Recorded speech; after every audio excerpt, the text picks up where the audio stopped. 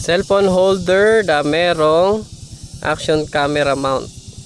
Ito yung Moto Wolf version 6 yata. Ang pinaka nagustuhan ko sa kanya, meron kasi ako ng version 1, yung iniikot yung panghigpit. Ito hindi mo na kailangang ikutin.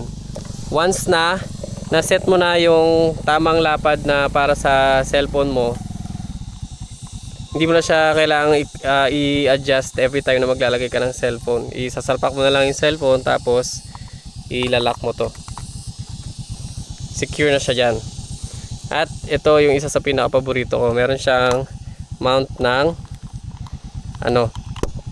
action camera. Ayan o.